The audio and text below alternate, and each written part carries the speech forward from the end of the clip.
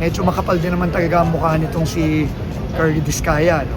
Ito ang reaksyon ni Public Works and Highway Secretary Vince Dizon nang matanong patungkol sa naging pahayag ng kontratistang si Curly Discaya sa Senate Blue Ribbon Committee hearing noong Lunes, Enero 19.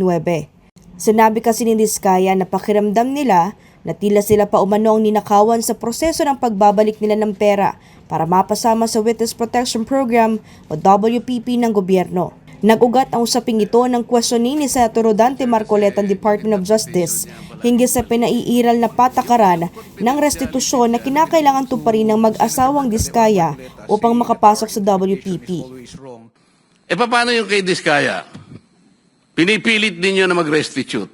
What did they tell you, Mr. Discaya? Your Honor, kung magkano po ang i-restitute po muna namin. Ako po, hindi ko po masabi kung magkano po. Kasi para sa akin po, parang kami po ang nanakawan. Parang ibig sabihin, parang modern day na pagnanakaw. Ibig sabihin, yung nakaw ba? Siya pa ang magbibigay ng pera dun sa ninakawan niya. Parang ganun po. Ang pahayag nito ni Curly Discaya ay binatiko si Secretary Vince Dizon. Sinabi ng kalihim, magsauli muna ng perang mag-asawang Discaya. Sorry siya, ninakaw nila yung pera ng tao eh. Tapos narinig ko pa, sinabi daw niya, parang sila pa daw ang nanakawan. Kitang-kita namin lahat ang ebidensya laban sa kanila. Tapos ang lakas pa ng loob niya magsabi, sila pa ang ninakawan. Siguro, humarap na lang sila doon sa mga kaso nila. Yung asawa niya, nakakulong na. Harapin na lang nila yung mga kaso, tapos ibalik na lang yung pera ng mga kababayan natin. Ang Office of the Ombudsman hindi rin napigilan na magkomento kay Discaya. Sinabi ng Ombudsman na kalokohan at tawaging pagnanakaw ang pagbabalik ng pera ng Discaya na umuray nang galing sa nakaw. Git pa nila, hindi lamang pondo ng gobyerno ang nawala, pati na rin umano ang kaligtasan ng mga Pilipino.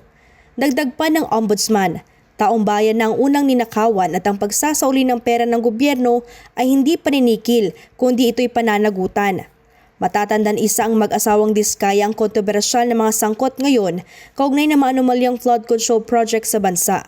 Pinangalanan noon ng mag-asawang Discaya mga politikong nakakuha umano ng mga kickback mula sa mga flood control project. Sa ngayon, kasalukuyan nakadetene sa Sergeant at Arms si Curly Discaya matapos ma-cite in contempt ng mga unang mga pagdinig kaugnay sa sabing anomalya. Habang nakakulong naman sa Lapu-Lapu City sa Cebu, ang asawa nitong si Sara Discaya matapos masangkot sa Ghost Project sa Davao Occidental.